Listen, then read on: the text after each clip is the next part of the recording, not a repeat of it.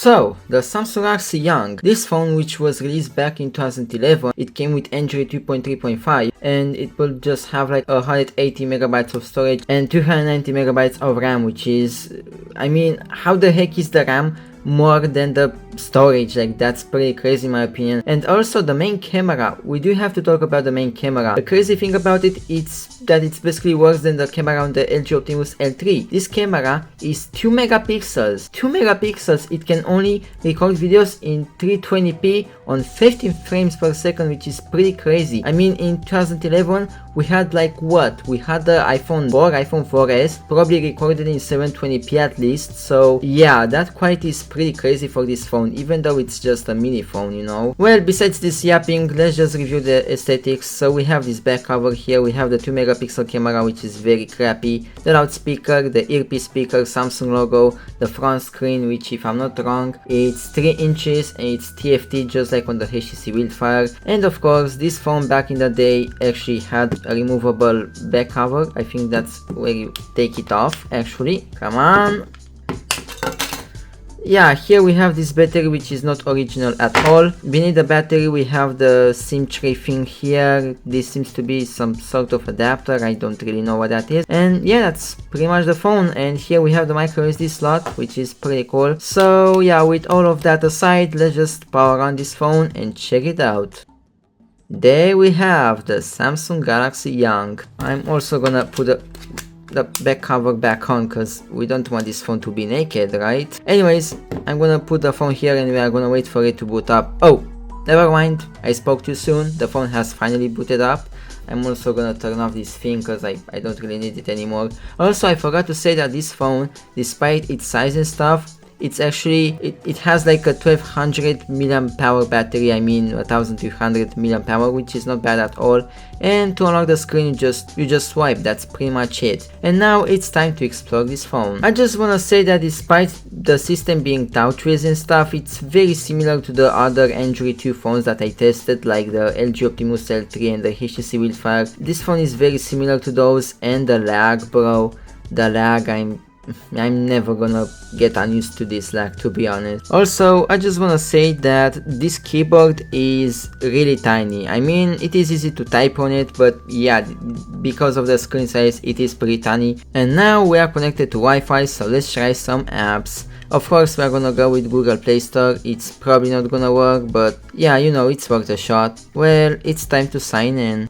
It's definitely not gonna work, but who really cares? And yeah, it's not working. Since we can't really access the Google Play Store and any Google apps, I guess it's time to check YouTube, because why not? Let's check it out. Okay, it's loading up, but just like on the previous phones that we tested with Android 2, the YouTube app doesn't really work. Not a surprise, to be honest. Will Twitter work? Let's find out. And okay, we got to the screen. I wonder if we can log in or something. And is it gonna work?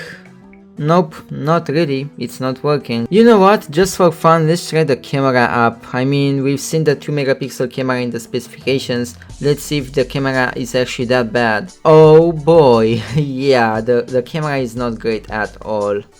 Yeah, to be honest, the quality is very chopped. I wonder if I can take a picture without the SD card or something. And of course we need the micro SD card. Not a surprise once again. I mean, this one has 180 megabytes of storage, so it's not a surprise. With all of those things aside, let's just try to go to the internet app and see if we can access anything from here. And of course the carrier website is not loading up. Once again, not really a surprise in my opinion. Let's try to go... Come on keyboard, let me type. Okay, let's try to go to Google.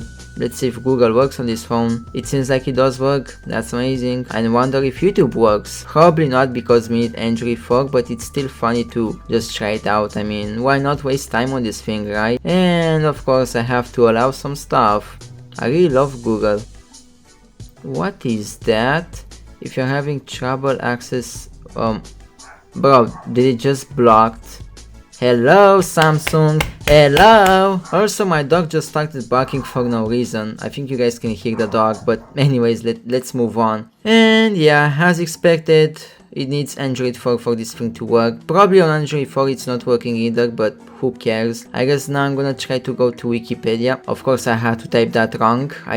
Okay, you remember when I said that this keyboard is great? It's not, it actually sucks, but who cares at my opinion, right? And of course we have a data connectivity problem. Once again, not a surprise, nerds can't use this phone anymore. Well, just for fun, I think I'm gonna try to sideload some games on this phone, so I'm gonna be right back. One other thing that I don't really like about this phone is the way you have to put the SD card in. It's not getting in. I'm trying to push. It has like a spring. It's not even getting inside, although I just have to put it with my fingernail, or otherwise it's just not gonna click. I really hate this mechanism that I keep stuck to stutter and stuff. I promise I don't suck at English. I know, you know, my first language is not English, but I'm getting so annoyed at this thing that I keep stuttering. But anyways, we got the SD card in. Now it's time to sideload. To be honest, one great thing that this phone has, despite all the disadvantages it has and stuff, it's the fact that it has a file manager. I mean, on most of the Android 2 phones that I tested on this channel, they didn't really have this thing, so that's a bonus in my opinion. But anyways, we have to find the Flappy Bird game here somewhere. I just hope I'm gonna find it after all. We found the APK with the Flappy Bird game. That's the only thing that I'm gonna try to install. And of course I forgot to enable the unknown sources thing. I'm gonna enable this thing now. Okay, I just hope I'm gonna be able to install this thing now. Come on, install. I hope it's gonna work. I mean, it should work because it's an Android 2 game, for God's sake. There we go, application installed. Now let's see if this thing can game. I mean, it can't go to many websites.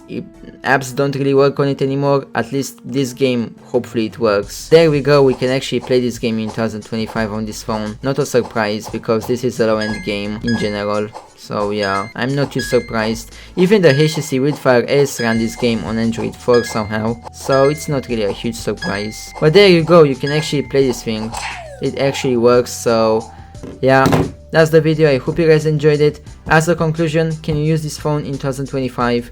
If you want a dumb phone and you want just some old games, you want to text and call and that's all you want, then yeah, sure, this is the phone for you. But if you can't stand not using social media and you want a phone that works fine and stuff, not this thing that sometimes lags when you browse around and stuff, yeah, this phone is not really for you. I mean, you know, for someone who wants to quit social media and just stay off the internet and stuff, yeah, this phone is for you. But in the other case, it's not really. I don't really recommend this thing for any other cases. But yeah, that's the video, guys. In the next one, I'm gonna try to custom RAM this thing, as you guys know. And that's pretty much it. I'm gonna see you guys next time, and thanks for watching. Bye bye.